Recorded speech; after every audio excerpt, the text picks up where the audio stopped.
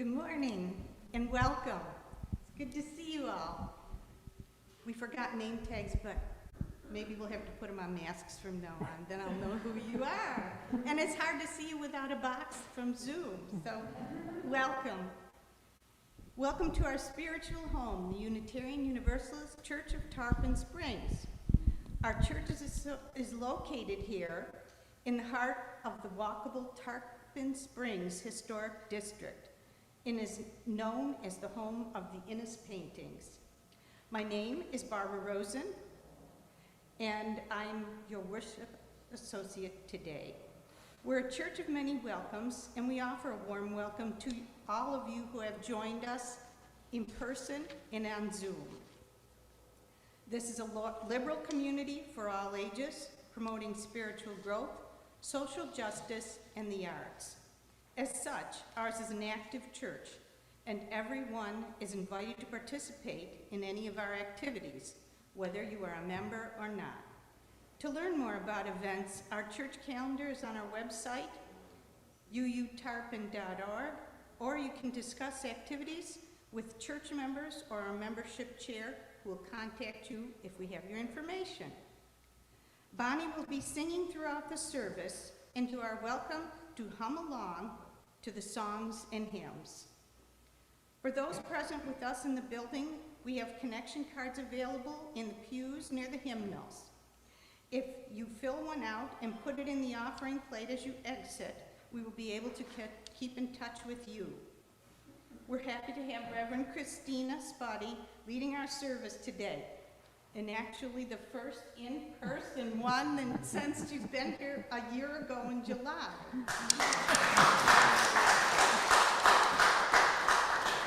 It's been a long wait through this pandemic.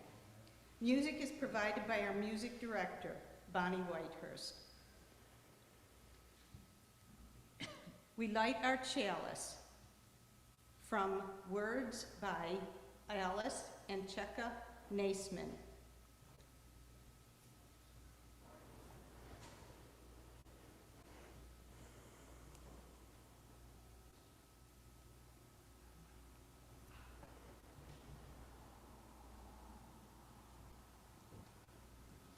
In a time of uncertainty, when everything around us is changing constantly, each day, new developments, rising numbers, changing guidelines, when the world we live in suddenly seems upside down and topsy-turvy, we light our chalice to remind ourselves of our grounding in our faith. We remember that the flaming chalice came into being as a beacon of hope during World War II, a secret symbol that offered help. In the midst of it all, we wrap ourselves in the warm light of a familiar flame, a reminder of the strength that emerges when we come together in community.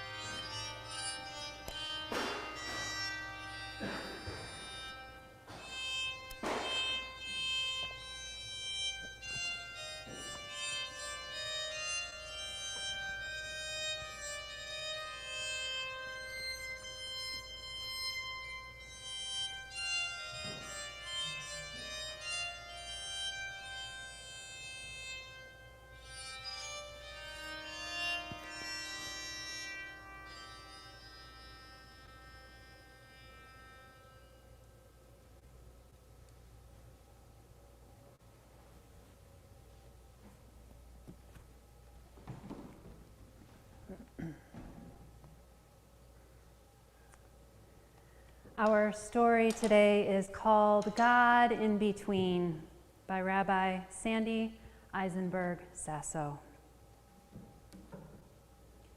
Once there was a town at the foot of a hill with no roads and almost no windows. Without roads, there was nowhere to go. Whenever they tried to leave their homes, the people who lived in the town would sneeze through tall, tangled weeds, tumble into deep holes, and trip over rocks as large as watermelons. Without windows, they slept late into the day, and they couldn't see in or out of their homes. The people got tired of sneezing, of tumbling, of tripping and seeing nothing and going nowhere.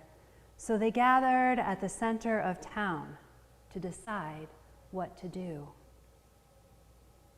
Someone said, "I've heard there is a God, and when people find God, God solves their problems."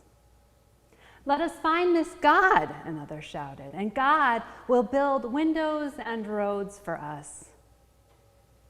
Others thought this was ridiculous. People just pretend there is a God. If God were real, God would find us. Yet the people saw no other way to fix their town, so they decided to look for God. But they couldn't go anywhere without roads. There were 2 old houses on the edge of town, each with a single window. They called the man and the woman who lived in those houses the ones who could see out windows. If they can see out windows, maybe they can see a way to God.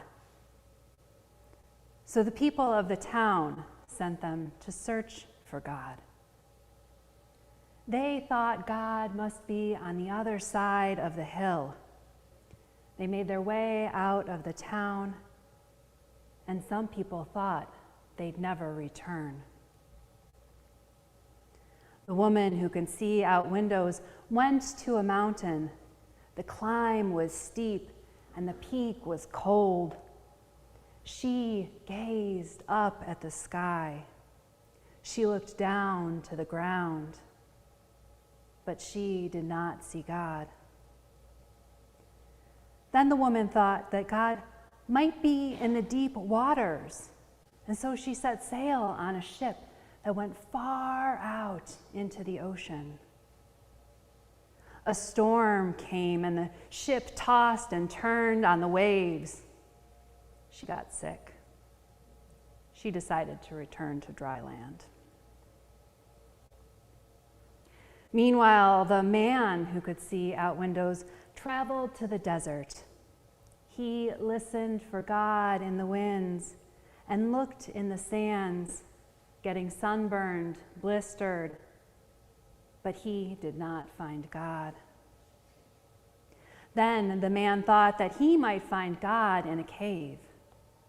He searched in the dark and listened in the silence. It was lonely and scary in the cave, and he did not find God. The man and woman were tired and decided to stop looking for God. Each hoped the other had been successful.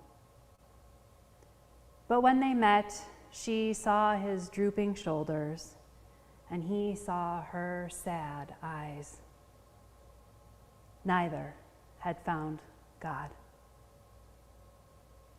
It was a dark, moonless night, and the ones who could see out windows could only see each other.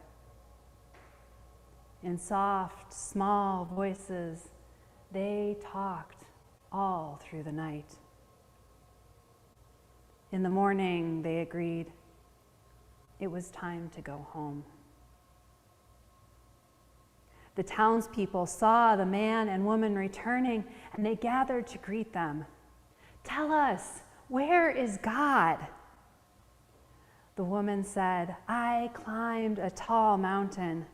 I traveled the waters, but I did not find God."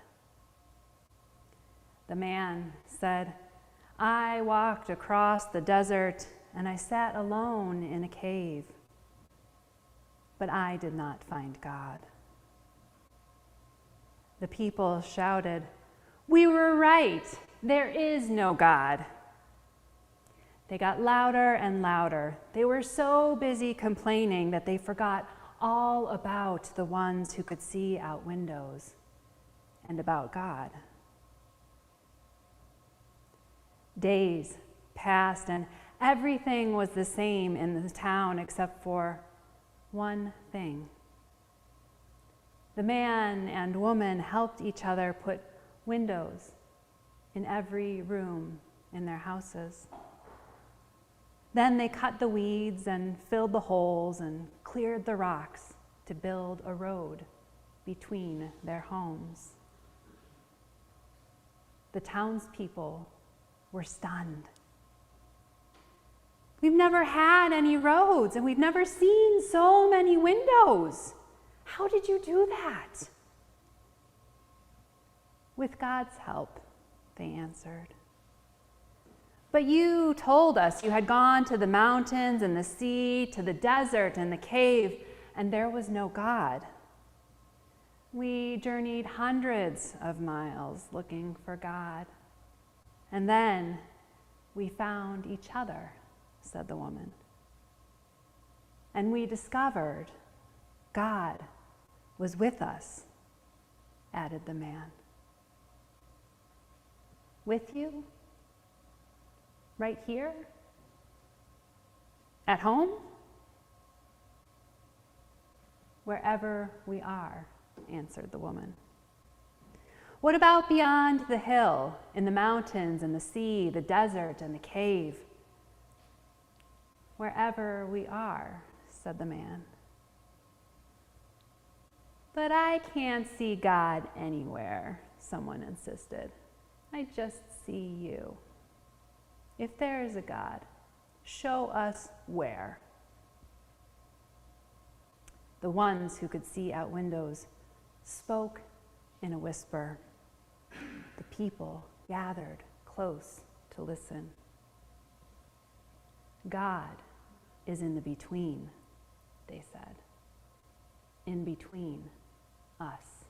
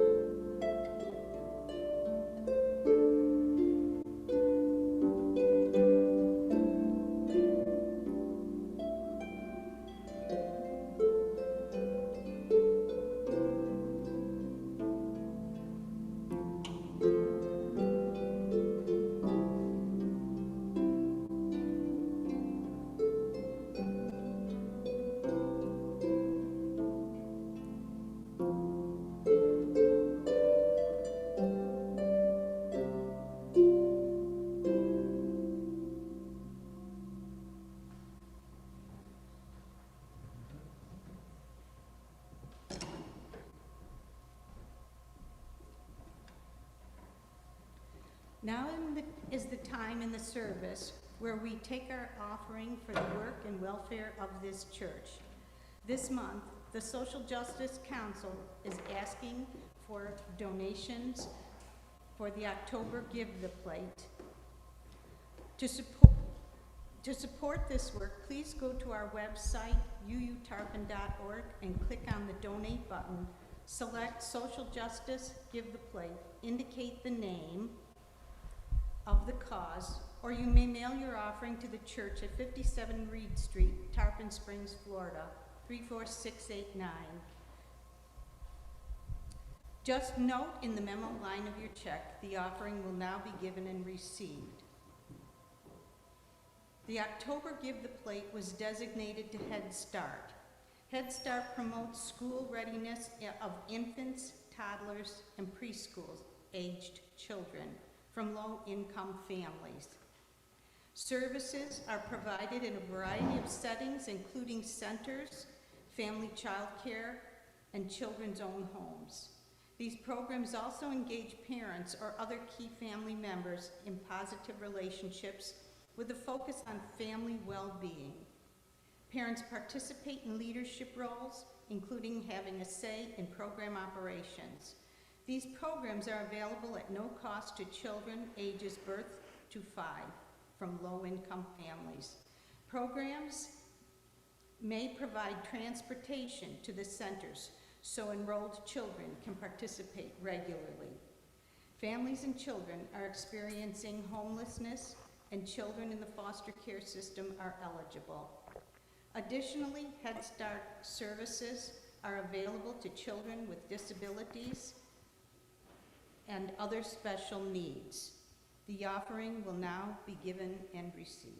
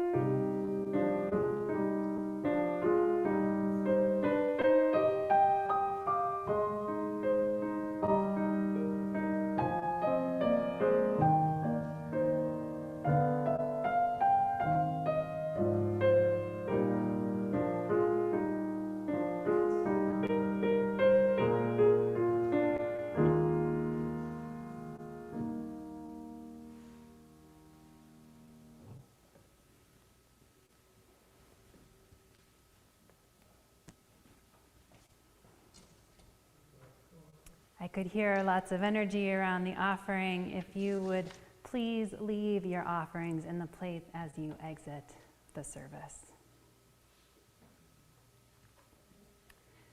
Our reading today is an excerpt from an interview with Dr. Rachel Naomi Raymond. Many of us don't know that our love matters. We are a technological culture, so we think we are supposed to be able to fix people's problems.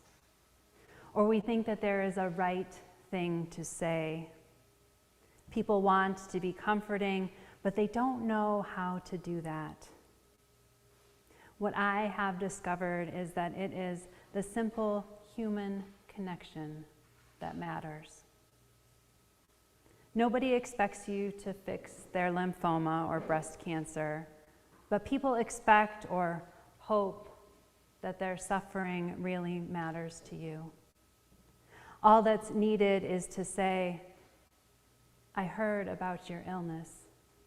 I'm so sorry. Just say it and really mean it. Say it from your heart. There is nothing more powerful.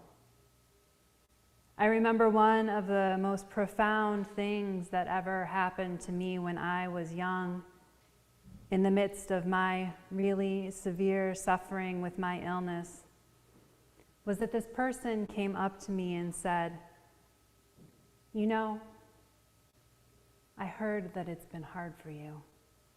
I'm so sorry. And then their eyes filled with tears. I knew my life mattered. I knew that they cared about me. I felt strengthened to go on. They didn't fix a thing about me. They were just real. Some of us feel being real isn't enough.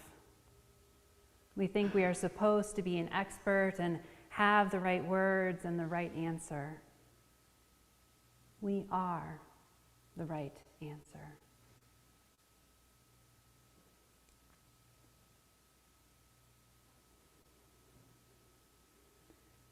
Everywhere, says the poem by Warsan Shire, a London-based Somali poet. The end of the poem, titled "What They Did Yesterday Afternoon," reads, "Later that night, I held an atlas in my lap, ran my fingers across the whole world and whispered, 'Where does it hurt?' It answered, 'Everywhere, everywhere, everywhere.'" From politics and politicians and the media, holy wow, the media, dividing us, worsened by the pandemic, to the fear that seeps into everything, social media, our homes and schools and work. The fear. We live in fear.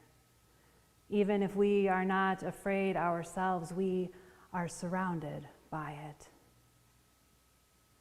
Fear is a natural emotional response. Its job is to keep us safe. But it can be abused too. And this recent past presidential administration and living in Florida, people unwilling to get vaccinated when they're able to, or to even wear masks and protect the rest of us, the assault on the environment and refusal to care for those most impacted, the ways Black and brown and female and LGBTQIA+ and immigrant and indigenous and disabled people experience so much harm.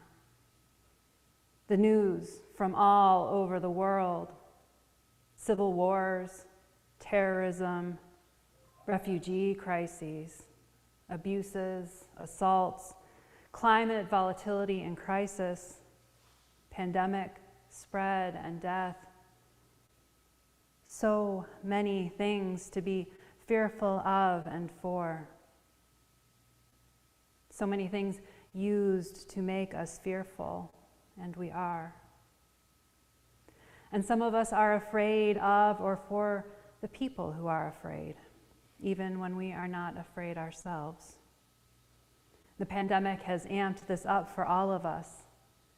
It is at once overwhelming and exhausting. Living in this world is hard, and it hurts everywhere. What do we do? Maybe we are waiting for someone else to figure it out because it seems too big for us to do alone. There are wildly different opinions on how we've gotten to where we are, and they all know a part of the truth. It can be easy to forget that we know a truth, not the truth. We other each other. We name call and point fingers and antagonize and objectify and act out of our fears. And we might acknowledge that in that place, we may not be our best selves. I actually think that just noticing that we may not be our best selves is movement in the right direction.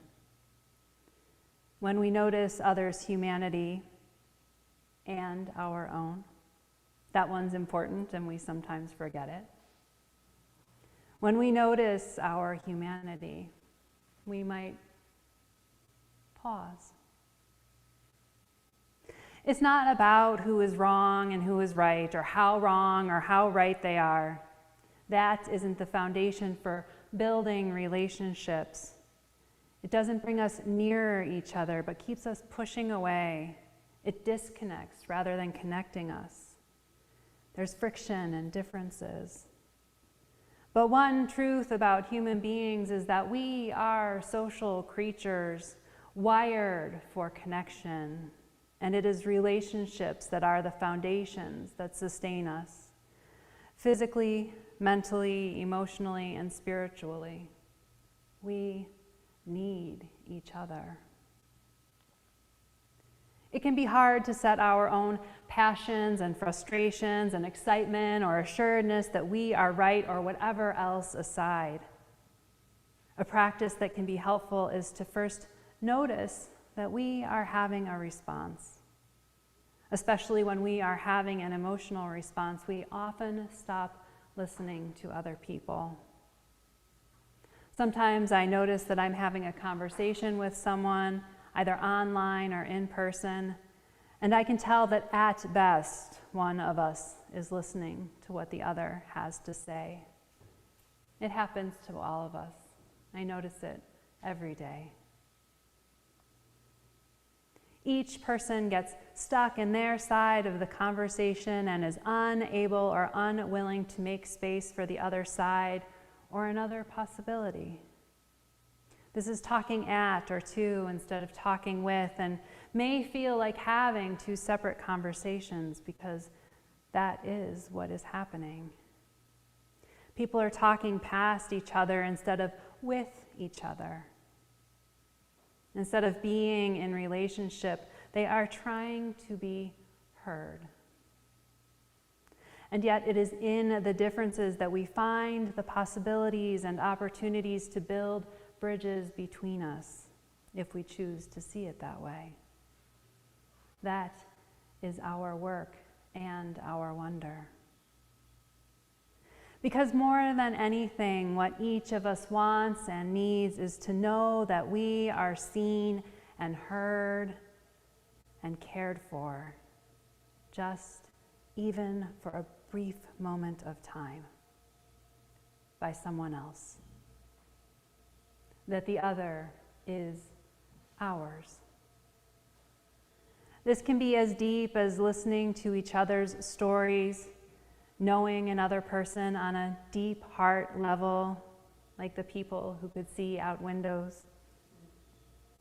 Or it can be much smaller and simpler, all the way down to holding a door for someone and perhaps looking them in the eye, because for that brief moment, people know that they are acknowledged, that someone cared about their presence enough to hold the door, that someone acknowledged they exist and offered them a kindness. This is a spiritual practice, and in the time of that relationship, from the blink of an eye to months and years of devotion, it is a spiritual gift. It is in the relationship that the holy lives and dwells. Leaning in is a phrase that became popular a while back in a different context. But I think that idea of leaning in offers us much in our relationships too, whether physically or metaphorically leaning in. Not because it solves or fixes anything. It won't necessarily, and that's not the point. But because it attends to and prioritizes the relationship. Anything we do with intention and care is sacred, holy. It is in the space between us where God lives. Treating our relationships as though they are where the sacred dwells can transform our interactions and our relationships. When we lean into each other, wanting to know more, letting down our defenses, wondering about the person we're with, that's when things begin to change. So perhaps we notice ourselves having an emotional response. We pause and breathe, and we lean in. We have natural preferences for comfort and familiarity, and leaning in and listening to another person, especially someone we already perceive as different from us in sometimes significant ways, it may be a risk. It may seem uncomfortable. We may not agree with everything someone says. We may get offended. The other part of this, though, is that when we listen and trust and believe that what another person is saying is true, maybe their truth, but still true, and maybe that's a way to keep present, knowing that it is the other person's truth. When we listen, we are affirming their person, their identities, their beliefs, and most especially, their need to be known. And when we do this, we are also affirmed. We grow and we invite the sacred in our intention to be in relationship, leaning into that intention when we seek to know each other. In our faith, we sometimes talk about prophetic witness. The Reverend Dr. Rebecca Parker, one of my favorite contemporary UU theologians, says, "Behind the lone prophet who speaks up, there is a group. It is always a mistake to imagine that lone prophets are really alone. We should think of Jesus this way, for example. It is a mistake to see him as an isolated, heroic individual.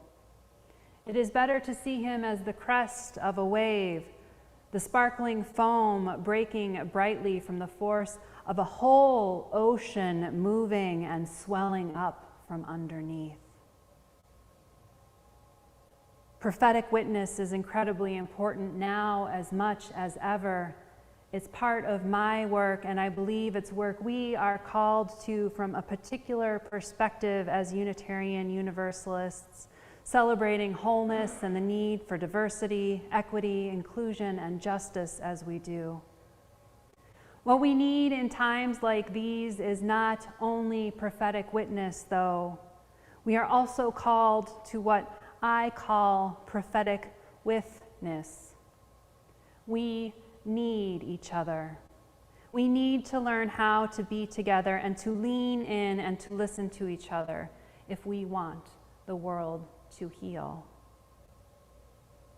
The way we do our part is by being with, talking with, sharing with, breaking bread with. I'm not saying we need to accept intolerance, hatred, bigotry, violence, fascism, or anything else, and I most certainly hope that we don't.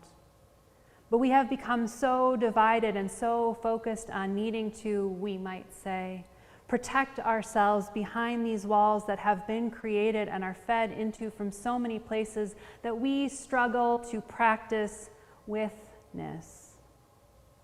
And what this world needs now more than anything is witness. That is the hardest work we will do. And still, we must find our way. Witness is what we Unitarian Universalists, bound by shared covenants, are called to do by who we are. Krista Tippett of the On Being podcast says, "Prophets help connect the dots between the world as it is and the world as it might be. The space between those dots is sacred space, the space where we are with, where God, whatever your understanding of that may be, where God is with us when we are with each other. We need to be the people we're hoping to lead us, and we need to practice witness in those between spaces, connecting the dots as best we can with others. May we claim our doubly heretical religious heritage, calling for love, justice, and mercy in this life. This is how we will bring some healing to the world, everywhere."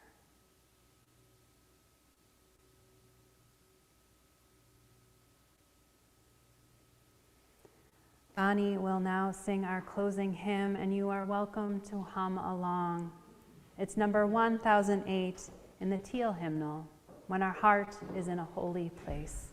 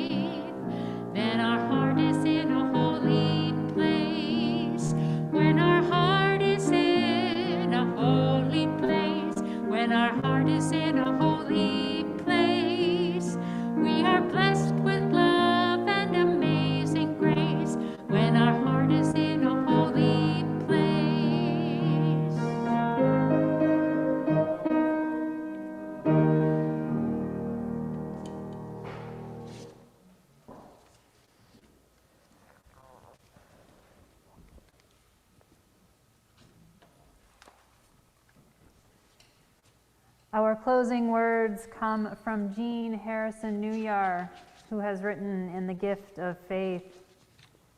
In the lore of ancient China, there's a story of a philosopher who was asked, "Where is the road called hope?" He replied, "It does not exist, but as people move forward upon it, it comes into being." I invite you to move forward, practicing witness on this path called hope with me. And Bonnie will now sing Spirit of Life, hymn number 123, found in the gray hymnal.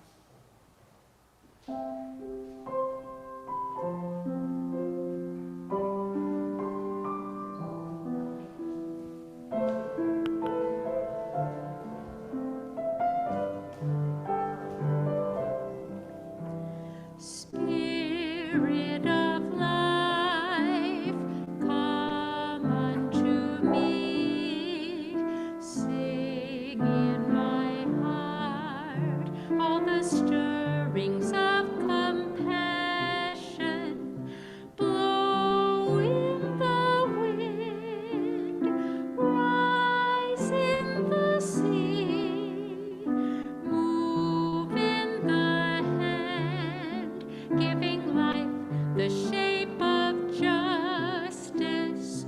Roots hold me close, wings set me free,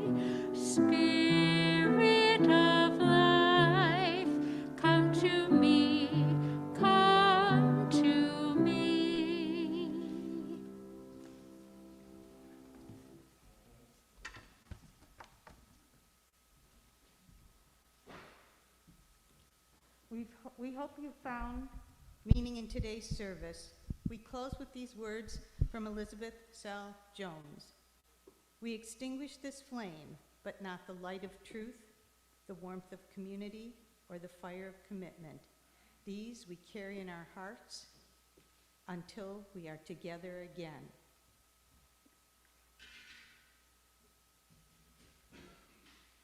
For those of you who are in the sanctuary, Reverend Kristina will exit through the door in the social hall near the Butterfly Garden. Those in this building are reminded that the offering plates are at the exit doors to the outside. Thank you all, and have a wonderful day.